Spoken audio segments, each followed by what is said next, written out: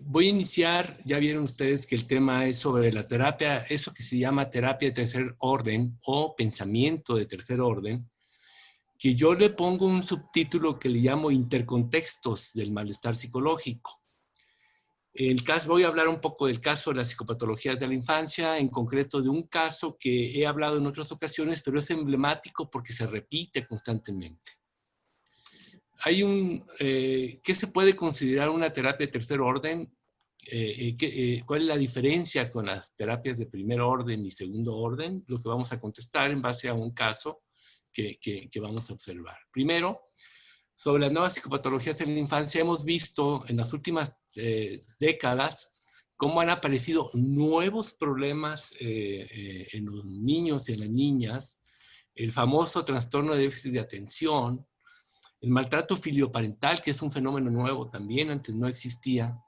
Y lo que sí estamos viendo es que la depresión está aumentando muchísimo en niños y en adolescentes. Incluso ha subido la incidencia de suicidios con adolescentes en todo el mundo. En México está terrible el asunto y se ha convertido en un problema de salud pública.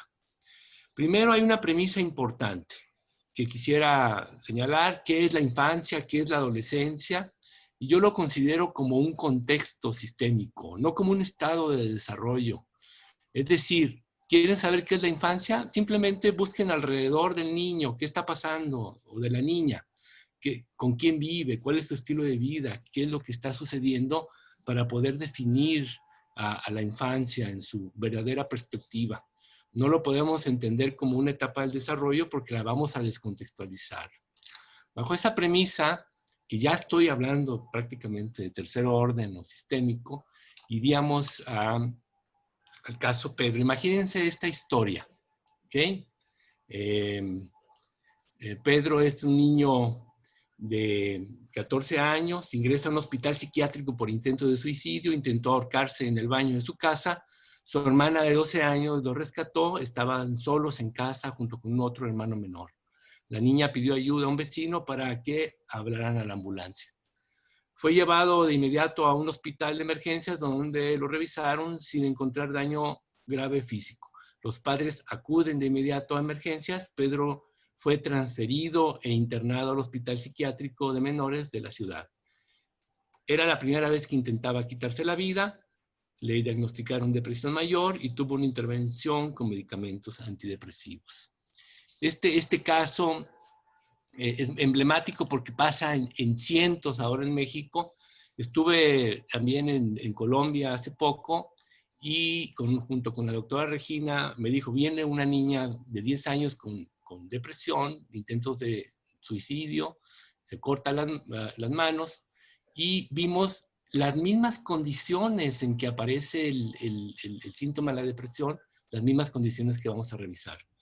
Aquí vemos cómo está la familia, la señora de 45, el padre de 46, ahí está Pedro, y la hermana de 12 y 10.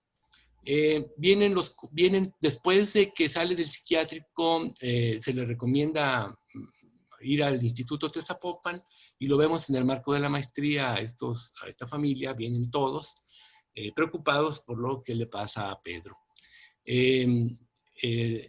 Pedro se ve tranquilo, se ve bien, los niños también, y empezamos a preguntar. Aquí hay un elemento básico del encuadre, aparte del genograma, es cómo viven, desde que se levantan hasta que se acuestan.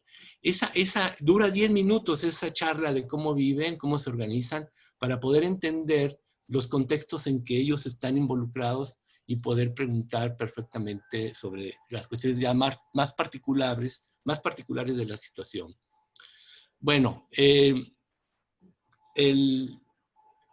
como decía, la depresión sigue adelante, no me voy a parar ahí, y hay una serie de situaciones. Bueno, ¿de dónde viene el concepto de pensamiento de tercer orden? Viene precisamente del libro de Pasos hacia una ecología de la mente de Bateson, que él habla de aprendizaje de tipo 1, aprendizaje de tipo 2 y aprendizaje de tipo 3.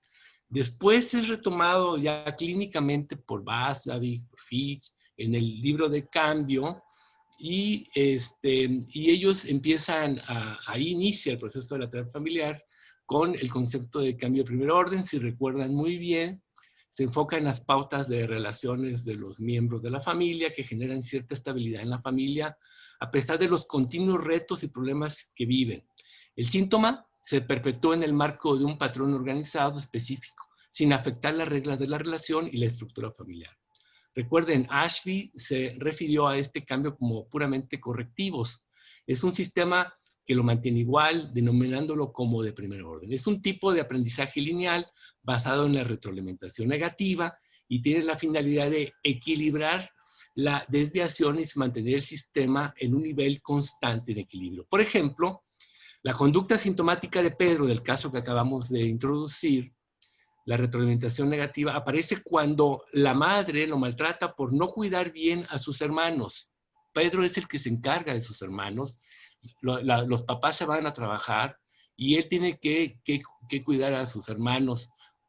Salen de la escuela, los lleva a su casa, cierra con llave, no los deja entrar y tiene el comando de darles de comer, que en la mañana hizo la señora la comida, y darles de comer y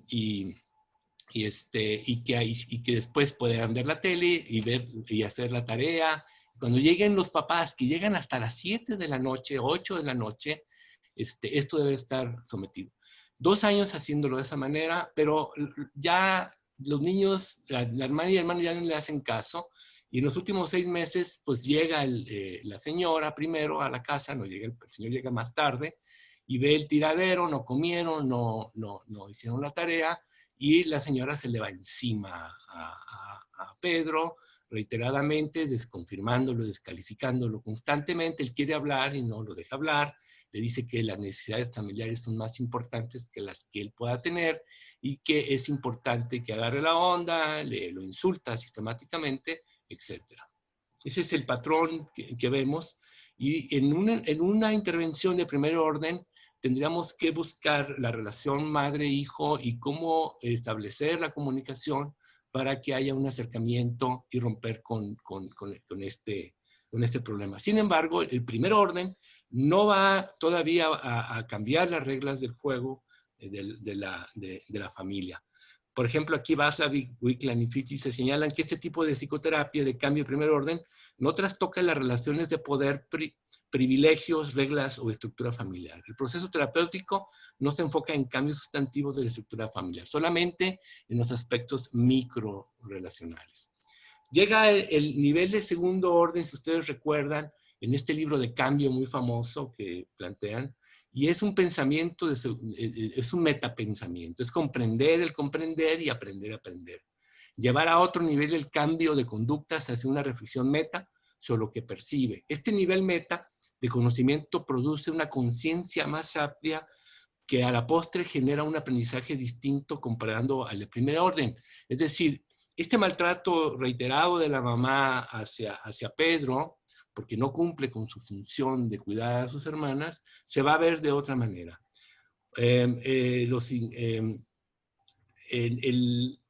Una cualidad definitoria de la psicoanálisis de segundo orden es la necesidad del cambio, de la morfogenesis. El anterior era llevar a la familia al equilibrio de nuevo, pero sin cambiar nada.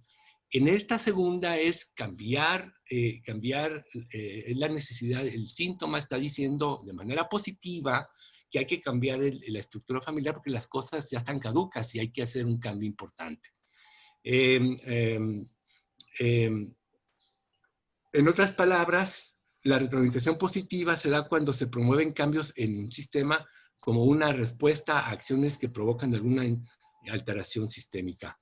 El ejemplo del síntoma de Pedro es visto como una expresión que comunica que hace falta cambios en toda la familia.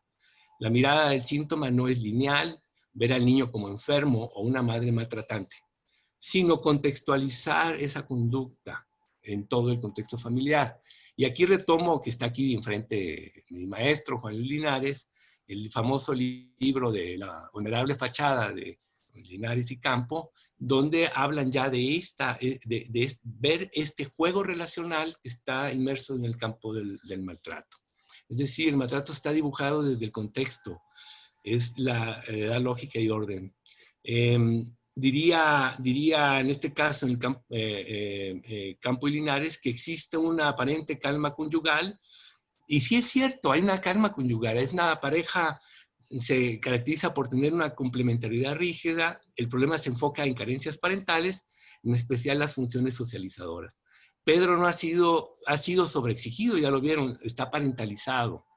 Si fracasan en exigencia y expectativas parentales, son desconfirmados, dice Linares y Campo, y es cierto, y maltratados sistemáticamente. Otro elemento es que está prohibido expresar carencias emocionales, la que llaman la vulnerable fachada, y Pedro ha sido descalificado cuando ha intentado expresar su inconformidad. Y ese es un patrón que vemos en la depresión mayor, pero en este caso con un niño de 14 años, y lo hemos visto con niños de 11, de 12 y de 13 años. El cambio de segundo orden trastoca el sentido del problema, cambia el sentido lógico, de ser lineal se convierte en sistémico, conduciendo un tipo de metaconocimiento donde ellos se reconocen como parte del problema y por ende corresponsables del cambio, todo el sistema, y saben que hay que cambiar las reglas con las que ellos tienen que ahora jugar en el marco de la familia. Cambia la relación parental, se juntan, platican, Pedro está en un proceso de convertirse en joven adulto, cambiar las reglas, etcétera, para que todo el sistema empiece a fluir de otra manera y el síntoma desaparezca. Bueno, eso es lo que hay que hacer. Sin embargo, revisando un poco la historia de los clásicos, esta historia del tercer orden, ¿qué es el tercer orden? Nosotros, Bateson lo hablaba, dice, tercer orden del aprendizaje que consiste en hacer visibles los sistemas de los sistemas. Sistemas de sistemas significa la interacción compleja de lo micro con los sistemas de la sociedad. Dice Bateson, propone que una terapia familiar de tercer orden, en este caso, si habláramos de terapia de tercer orden, implica que en el trabajo clínico se expanda intencionalmente la conversación con las familias sobre el impacto que tienen en ellas otros factores de la sociedad en su malestar, como los grupos de pertenencia, la cultura, la economía, la raza, la clase social, la religión, etc. Lo que Linares habla de mitología. El cambio de tercer orden ocurre cuando hay una transformación en la forma en que entendemos y relatamos los sistemas socioculturales como parte de la realidad a la que pertenecemos y no como algo fuera del alcance o poder de la familia. Esta conciencia de sistemas empodera la elección más allá de lo posible en un segundo orden, permitiéndonos imaginar y participar en una transformación significativa. En esencia, la terapia de tercer orden o cambio de tercer orden invita a las familias a reconocer los impactos de la cultura, la sociedad, el poder y otros contextos que ejercen sobre su vida cotidiana y el problema en específico en la familia. Siguiendo con esta historia, buscando en la bibliografía, vemos, por ejemplo, que Ackerman ya lo planteaba perfectamente por ejemplo, Ackerman decía, en los años 60, señalaba que está claro que si la organización social está desorganizada y no da protección a sus miembros, las familias y personas tendrán problemas. O sea, lo explicita prácticamente Ackerman en los años 60. Después, Minuchin, de la misma escuela, Colapinto, que lo vamos a tener aquí, plantean cosas como la que sigue. Reconocer que las familias en condiciones vulnerables, sin un apoyo estructural, las familias, aunque reciban psicoterapia para contener sus múltiples malestares, como alcoholismo, maltrato, depresión, etcétera, están destinadas no solo a la pobreza, sino a vivir recurrentemente la sintomatología psicológica. Señala que el problema se extiende a unos servicios asistenciales fragmentados y a la política de salud del Estado está organizada en torno a la ideología conservadora y a un individualismo que enfoca el problema en las propias familias, sin ver más allá del contexto al que pertenecen. Y luego acotan y dicen textualmente: cuando se culpa a las familias por su pobreza o su conducta social, suele ocurrir también que se les culpe por los problemas del paciente identificado. Un análisis tan tendencioso no toma en cuenta lo que el sistema ha aplastado, quien debe de estar disponible para crear un contexto más protector. Directamente lo dice Colapinto y Minuchin en términos de esta idea del tercer orden y el vínculo que hay con esto. La familia sigue siendo para nosotros el sistema de intervención, ¿no? Por hablar de tercer orden, de sistema a sistema, no significa que expandamos el proceso de intervención más allá. No, nuestro campo empírico de intervención es la familia. Es por ello que la familia seguirá siendo el centro de nuestra atención, no solo porque de ahí es donde se dan las emociones de mayor intensidad y recurrencia, sino porque desde la familia se podrá enfrentar con mayor poder al sistema, a la estructura, al maltrato institucional, la otra cosa que habla ahora actualmente Linares, a la precariedad laboral, las creencias culturales rígidas y a todo aquel contexto que interfiere con el bienestar. Bueno, para esto se requiere de una propuesta más articuladora y que hay para poder transitar de lo micro a lo macro, de lo macro a lo micro, de lo micro a lo macro, y hay una propuesta de una teoría social de las emociones. Una terapia familiar de pensamiento de tercer orden tiene que ir organizada de una teoría social de las emociones. No me voy a meter por cuestiones de tiempo a la que sería una teoría social de las emociones, pero me voy a concentrar en algunos puntos específicos que tomo como referencia como las emociones. Por supuesto que las emociones, pues, son complejas, se encuentran implícitas en toda la actividad humana, cohesionadas en los grupos y en las comunidades, dando a sus miembros un sentido de identidad personal y pertenencia grupal. Así, por ejemplo, el sentido de familia, comunidad o nación se encuentra arraigadas en las emociones, como en un fundamento que va más allá de lo racional.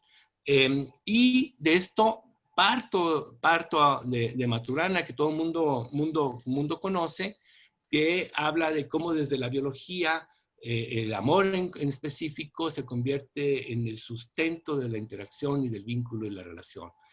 Y lo define como la capacidad de una persona de aceptar al otro como legítimo o digno igual que tú para poder trabajar y poder empezar a conversar mutuamente. Después Maturana lleva este elemento hacia el campo del bienestar social y dice que incluso una política pública no puede ser pensada sin el amor. Es decir, si una política pública está diseñada, por ejemplo, una política pública de familia o de salud, donde vas a excluir a alguien, entonces ya la política pública no sirve. Y el amor se convierte en un recurso sustantivo para poder visar y organizar y entender que hay diversidad de grupos de las cuales estas tienen que estar en la política pública. Y es lo que señala Maturana y nos llama la atención.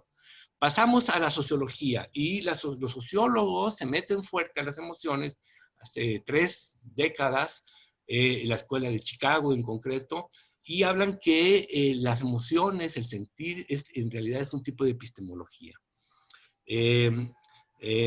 Dice que es, al igual que otros sentidos como escuchar, tocar y oler, es un medio por el cual reconocemos nuestra relación con el mundo y es por lo tanto crucial para la supervivencia del ser humano en su vida grupal. Las emociones como epistemología porque sitúan nuestro ser en el mundo y nuestras creencias acerca de este mundo. Ellos le dan una importancia sustantiva a la emoción y no la comparan con la racionalidad. Dicen que es otro sentido que nos hace conocer en términos de sentiente ese mundo y interactuar con los demás. Los sociólogos siguen otras líneas y hay unas nuevas líneas que he investigado interesantes y que pueden ser recurso para el trabajo terapéutico. Por ejemplo, consideran que las emociones no como estados psicológicos, no hay que entenderlas de esa manera, sino prácticas culturales que se estructuran socialmente a través de circuitos afectivos. Lo que uno siente es finalmente un problema social y es un problema colectivo. Las emociones no residen ni en el sujeto ni en los objetos, sino que se construyen en las interacciones entre los cuerpos, en las relaciones entre las personas. Esta idea es seductora, entender, por ejemplo, si alguien tiene miedo, por ejemplo, El miedo hay que entenderlo no como un problema personal, sino hay que ver dónde está en el contexto de este miedo y cómo se ha generado. La persona es político, sí, la emoción es político incluso, dicen los sociólogos. Las emociones son públicas y se organizan socialmente. Es necesario reconocer la existencia de una función específica que tienen las emociones en la construcción de la colectividad. Toda la investigación sociológica empieza a observar que mucha de la ideología de la emoción como un elemento individual y privado es una ideología que nos ha sumergido a tratar de resolver esa privacidad emocional. Y en realidad esa emoción está enganchada a la familia, a la cultura y al grupo donde perteneces. Incluso ellos saben que los gobiernos utilizan las emociones para controlar, para que unas personas sientan ciertas cosas y otras personas no sientan otras cosas. Las constituyen como parte de las políticas públicas. La emoción y el poder, por ejemplo, es necesario considerar las implicaciones políticas del sentir o no sentir algo, porque el poder moldea cuerpos y moldea emociones, y en este modelaje del poder, finalmente acalla determinados cuerpos y da voz a otros. De ahí, precisamente, que las emociones sean una política cultural eficaz y eficiente para mantener el orden y, por ende, la reproducción social. Esta línea de investigación de las emociones se puede entender como una sociedad se fragmenta y como esas sociedades empiezan a fragmentarse, pero empiezan a dividirse, lo que está pasando con el COVID, por ejemplo, ahora, y empiezan a pelearse entre ellos y a fragmentarse. Están dirigidas estas políticas, de alguna manera, lo que dicen los sociólogos. El uso de la emoción para el control y la inactivación del poder. De hecho, la función social de la emoción, como la vergüenza, la culpa o el miedo, es precisamente evitar el conflicto, acallar cuerpos y finalmente privatizar problemas que hacen pasar por psíquicos cuando en realidad son claramente sociales y culturales. Es un tipo de ocultamiento de la injusticia detrás de lo emocional. Darle sentido emocional al malestar significa reconocer el contexto de su producción. Dentro de esto, nosotros tenemos toda una estructura, no lo voy a hablar aquí, toda una forma de cómo llevar estos elementos políticos y culturales y emocionales para recuperar a la familia y sobre todo el bienestar. El amor indignado es una emoción con sentido político, aceptación del otro como legítimo y digno en un mundo diverso, pero que reclama equidad para todos. Se trata de reconstruir el amor y el poder en las personas. Un poder con estrategia amorosa, es decir, reconocernos como parte del problema y de la solución. El amor nos mueve a actuar, a juntarnos, ya que solo juntos el poder tiene efectos hacia el enfrentamiento cotidiano de los problemas estructurales y el malestar de la persona. La terapia familiar de tercer orden nos propone reconstruir el amor, más no el de la novela rosa, sino un amor que se indigna ante la injusticia, que lucha, que demanda, que se compromete, que legitima al otro y se ocupa de su bienestar. No es una labor mágica o gratuita, es el resultado de trabajar con otros en el día a día para reconocer al otro como pleno derechos, como presencia que nos humaniza. El interés por el contexto es un interés por nosotros mismos. Bueno, siguiendo con esta historia, vamos con el caso de Pedro, desde el tercer orden, lo que hicimos. El caso de Pedro, que vive en una familia tradicional, complementaria, rígida, que ya lo habíamos hablado, donde existe un patrón de desconfirmación y descalificación sistematizada de parte de la madre, un patrón común de familias basadas en el patriarcado. Aquí aparece el patriarcado como una forma cultural. Este tipo de interacciones y patrones están articuladas a esta mitología cultural. La madre tiene doble jornada también. La madre se encarga totalmente de los niños y ella trabaja de tiempo completo. Es lo que los sociólogos hablan de la doble jornada. Está sobresaturada. ¿Existen carencias parentales? Sí, en particular negligencia porque dejan solo a los niños y desconfirmación y descalificación de la madre hacia Pedro. Si ampliamos el foco en un sistema de sistemas, se observa que los padres tienen empleos precarios, mínimo sueldo, sin prestaciones y antigüedad. ambos tienen que salir a trabajar todo el día por sobrevivencia, por lo que Pedro tiene que cuidar a su hermano y a su hermana. Entonces, la carencia parental está vinculada a un problema de estructura, un problema de precariedad laboral. También comentar que viven en un barrio inseguro. Por ello, que tienen que prohibir la salida a la calle, cierran. Los niños no socializan con otros padres, no tienen amigos fuera de casa, y ese es otro elemento estructural, la inseguridad externa en el barrio. Seguimos ampliando el foco. La familia comenta que 2 años atrás tuvieron que desplazarse forzosamente a Guadalajara por temor a ser secuestrados, asesinados por el narco. Vienen de Michoacán, quienes están en coalición con autoridades locales y algunos empresarios despojándolos de sus tierras. Este fenómeno algunos lo denominan la necropolítica. Se juntan, tienen tierras en Michoacán, el narco los aterroriza, se van y se conjugan y llegan a mineras, empresas mineras, o los aguacateros se quedan con sus tierras de aguacates. Es por ello que no tienen una red de apoyo cercana en Guadalajara, todos están sufriendo una gran pérdida en realidad, pero no lo pueden hablar porque siguen teniendo miedo. Esto se revisó en el proceso terapéutico. La familia tomó conciencia que el malestar de Pedro y toda la familia se vincula a estos aspectos estructurales: pobreza, inseguridad, precariedad laboral e injusticia. Se indignaron. Se observaron mediante el macrosistema, la mirada de primer orden y segundo orden tuvo otra interpretación. Las carencias parentales, enfrentando entre ellos su división en maltratarse, sentir desesperanza y culpabilidad, e incluso la explicación de la biología de la depresión de Pedro, que veían como salida digna. Pedro vio como salida digna el suicidio, porque señalaba él, en una sesión con él solo, que veía a su madre agotada y saturada, y él no había sido digno para apoyarla. Esa fue lo que planteaba Pedro solo para explicar su intento de suicidio. Esta conciencia de tercer orden los llevó a unirse. Curiosamente se unieron para enfrentar autocríticamente el maltrato y reconocerse mutuamente y restaurar el amor y apoyo mutuo para enfrentar juntos al sistema de sus posibilidades. En resumen, el pensamiento del tercer orden propone en la psicoterapia reconocer los factores macro vinculados con su bienestar personal y familiar. Aquí viene el terapeuta familiar como político amoroso, entonces. La terapia familiar crítica o de tercer orden no se queda en la catarsis, en la denuncia, sino que, por el contrario, fiel a sus principios, se convierte en un escenario que promueve actores emocionales, políticos, amorosos, incluido el terapeuta. El terapeuta y la terapia es parte del sistema. El terapeuta y la familia es parte del sistema. Tienen conciencia de ello. Sin embargo, el terapeuta se indigna junto con la familia ante el maltrato estructural. Esa será la mejor alianza terapéutica. Es una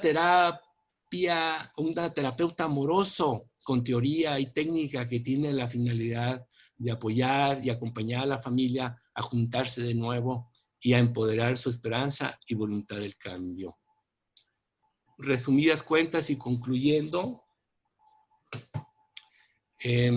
los ingredientes de una terapia familiar de tercer orden serían redefinición ontológica del síntoma de naturaleza intersistémica, toma la teoría crítica como base epistémica, la gran pandemia que ha sufrido la ciencia postdécadas desde una posición moderna es el encubrimiento acrítico de la razón.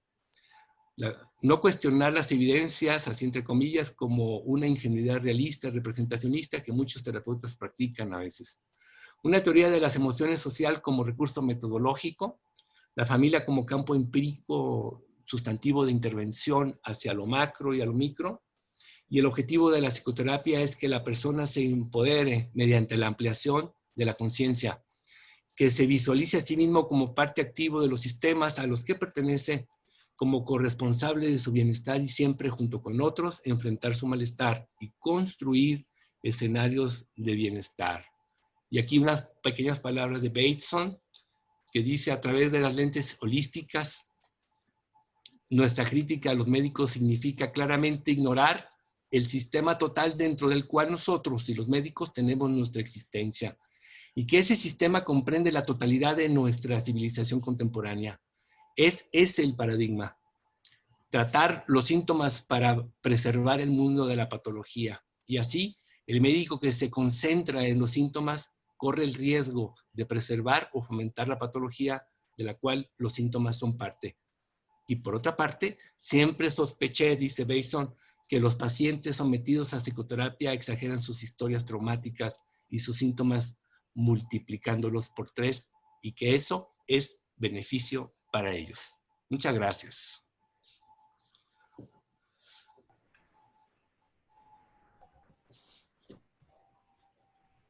Gracias, Raúl. Tenemos unas preguntas, ¿sí? Sí.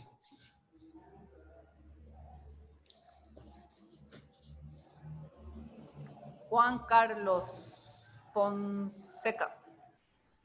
Invitar a la familia a ver el impacto de la cultura en su dinámica, en su sistema, ¿no implicaría regresar a una dinámica de primer orden? No. El primer orden es verlo lineal. El tercer orden es verlo en términos casi dialécticos y ver que los sistemas se interactúan constantemente. De hecho, el primer orden en el campo de la salud mental, por lo regular, se ubica en la persona, se ubica dentro del cerebro, se ubica dentro del cuerpo, se culpabiliza a un individuo, el concepto de enfermedad está ubicado en la persona, y cuando tú amplías el foco y observas que esa enfermedad que tienes, esas neuronas que no están funcionando, o el DNA que tienes, está vinculado al ambiente constantemente y es dinámico, ahí rompe por completo el primer orden, ¿sí? Nelda hace una pregunta que tiene varias interrogantes. ¿De qué manera se puede intervenir en familias en situaciones vulnerables y que no cuenten con apoyo institucional y comunitario? Las terapias de tercer orden, entonces, ¿no se puede trabajar en contextos sociales y culturales muy adversos? Pregunta Nelda. Sí, no, todo el trabajo que hacemos es con familias de adversos, no lo hacemos con familia, también se hace trabajo de tercer orden con familias de ricos. Ellos están articulados a ideologías rígidas y al consumismo y a otros problemas estructurales, cuestiones de clase, religión, etc. No, todo el trabajo que estamos haciendo es para familias vulnerables. Nosotros tenemos que activar a la familia a que ellos puedan valorar opciones con sus propios recursos. Por ejemplo, en el caso de Pedro, el caso que vimos, se trabajó muy fuertemente con la idea de que ampliaran redes de apoyo en el barrio donde vivían, que buscaran compañeros, de sus compañeras, de sus hijos, de la escuela primaria, para que empezaran a conversar, y no salían por miedo. Y los niños empezaron ya a salir con algunos niños en un plano seguro. Que la mamá y el papá buscaran un trabajo más cerca de casa, con condiciones de esa naturaleza, bajo sus propios recursos, aunque están muy precarios, se trabaja. Todo el trabajo que hacemos es con contextos precarios. Incluso la familia que vimos en Colombia también es muy parecida con estos contextos precarios.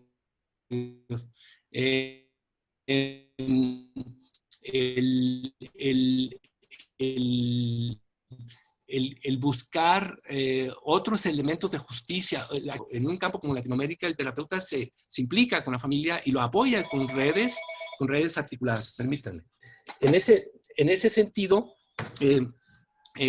lo apoyamos con cuestiones de justicia vinculadas a la universidad, etcétera.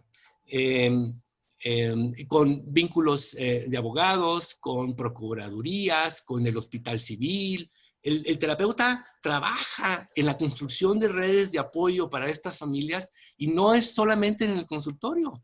Los está apoyando porque son personas, precisamente, la vulnerabilidad significa son condiciones vulnerables. Y tú lo que tienes que hacer es tratar de apoyar en estos elementos. En las familias también tienen muchos desconocimientos sobre las posibilidades que puede haber para que sus niños estén en un lugar cuidado sin que paguen dinero, en un parque, que se combinen algunas cosas. Es decir, depende del contexto, uno va trabajando y apoyando. El papel del terapeuta en condiciones de familias vulnerables va más allá de una cuestión psicoterapeuta dentro del consultorio. Es una implicación de construir redes, porque en México en concreto los sistemas de bienestar son pobres, son precarios, y lo que tienes que hacer es apoyarlos a que busquen alternativas y a conectarlos con esas alternativas.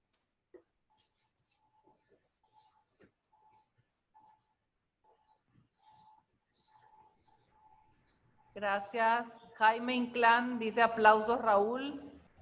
Regina Giraldo dice, gracias Raúl por la ponencia, es muy interesante y de actualidad a nuestra realidad latinoamericana. Y pregunta, ¿la terapia de tercer orden es militante políticamente? Sí, el terapeuta definitivamente es político, pero en el sentido estricto de la palabra político. Político significa no enfrentarse, no hacer guerra, no maltratarse. Político significa conversar, consensar, democratizar, y entender también que el terapeuta cumple una función en la sociedad. Y en esa explicitación que dice, no hablé, pero Haley también lo plantea, que dice que el papel del terapeuta es político concretamente, lo dice muy específicamente y yo creo que lo retoma de Bateson en términos de, dice Haley, por ejemplo, quien explícitamente argumenta que la mirada sistémica del malestar psicológico y la terapia per se implica siempre una acción social y política. Lo dice textualmente. Y esa conciencia de entender a la terapia como una acción política es fundamental y no como una cuestión simplemente de salud, porque si no, seríamos muy ingenuos pensarlo de esa manera. Tú eres parte del sistema, de esos sistemas con los que interactúa la familia.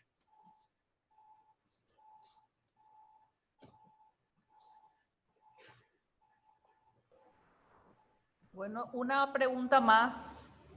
Muy bien. ¿Cómo se realizan, pregunta Angie Paola Román, cómo se realizan ejercicios de tercer orden en equipos de supervisión clínica y en equipos reflexivos con otros terapeutas? O sea, en términos de reflexión. Ahora, quiero también señalar que el concepto de tercer orden también no está explorado abiertamente por las terapias narrativas, sobre todo el equipo reflexivo y la escuela de Finlandia, ciertamente. Ellos entendieron perfectamente que el trabajo con los pacientes psicóticos no era una cuestión solamente familiar, sino que no nomás eran desconfirmados por la familia, sino también eran desconfirmados por las instituciones y generaron una política pública de que en el primer síntoma del joven tendrían que ir las instituciones a traer la red a la familia para que sean escuchadas, ¿no? Y es una política pública que desarrollaron en ese sentido. Pero, bueno, el equipo reflexivo, esto se lleva a cabo con la supervisión. Toda la estructura la hacemos con supervisión. A ver, Juan Luis.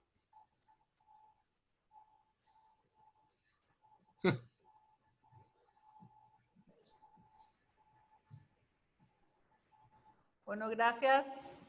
Gracias, Raúl. Juan Luis quiere hablar. Ahí, actívale el micrófono.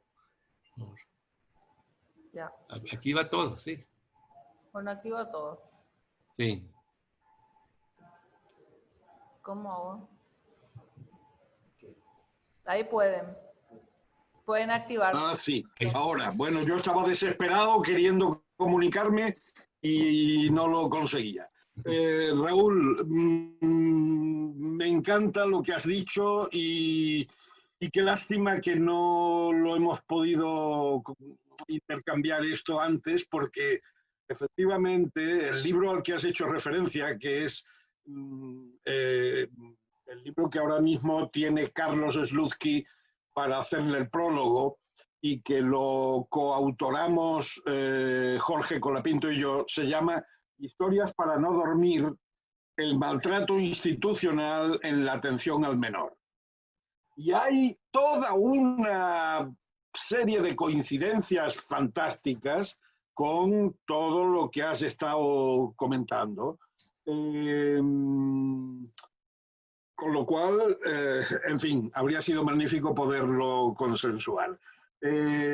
Para nosotros, para mí en particular, digamos que el amor tiene que ver con el compromiso con la especie, mientras que el maltrato tiene que ver con el compromiso con la sociedad.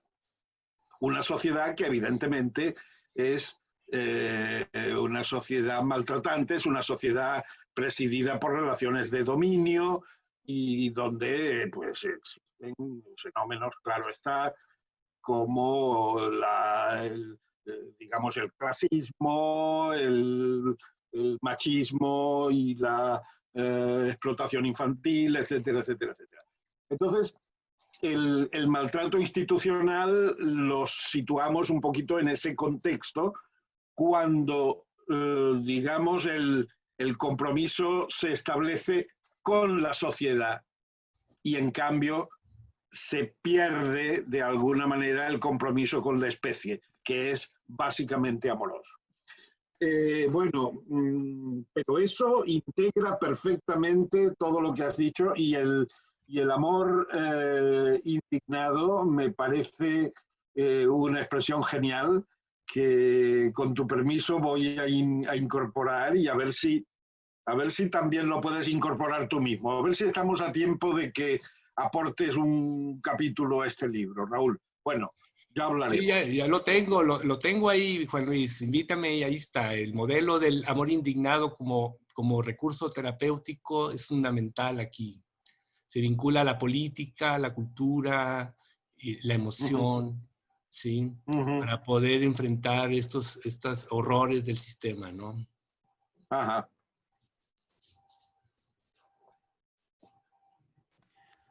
Muy bueno. Bueno, pues ha sido un placer. Ya me conocen, ahí estoy a la orden. Tengo el libro de Terapia Familiar Crítica que está en la red. Hablo mucho de esto. Jaime Inclana va a hablar también algo de esto, él lo hace muy bien. De hecho, incorporo en el texto algunos textos de Jaime también, que trabaja con personas vulnerables en Nueva York, con los migrantes, y que prácticamente estamos hablando con familias en condiciones vulnerables, ¿eh?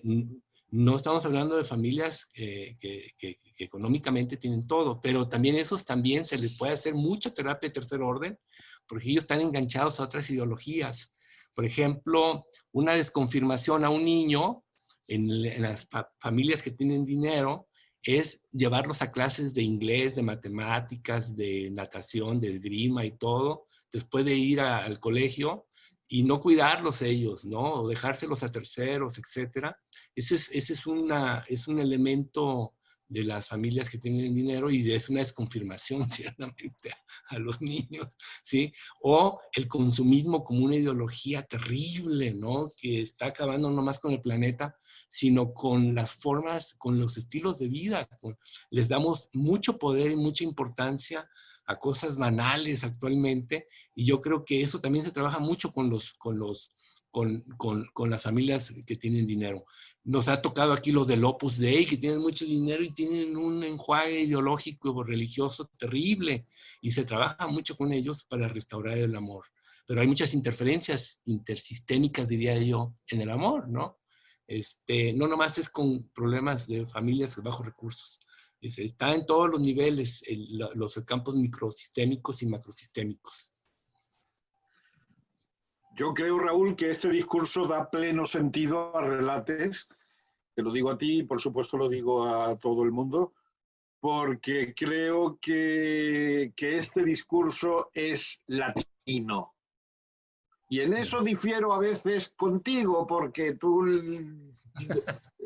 bueno, tenéis esa ambivalencia los mexicanos con los gringos que por una parte sois muy críticos con ellos, pero por otra, bueno, yo creo que este discurso es latino, no es del norte. ¿Eh? Sí, Y nuestro campo, ese es el sentido de Relates. claro, nuestro campo filosófico, crítico, créeme, es Pablo Freire, es Martí Baró, son los psicólogos sociales críticos de Latinoamérica, los sociólogos. Claro. Yo entiendo que te salen ronchas con el construccionismo social, y que en realidad también es una cosa que le pusieron nombre a algo que ya existía, ¿no? Claro. Sin embargo, los aspectos emocionales se les escapan ciertamente ahí. Y bueno, mi maestro, acuérdate, en la Universidad de Oxford fue Harré, que no es gringo, y que ciertamente él no coincidía con Yergin en muchas cosas, pero era un construccionista social, ¿sí? Y los debates eran interesantísimos, y ahí es donde me formé, y a lo mejor esa vena es la que te saca de onda a veces, ¿no? No, pero sintonizo plenamente, Raúl, con todo lo importante de lo que dices.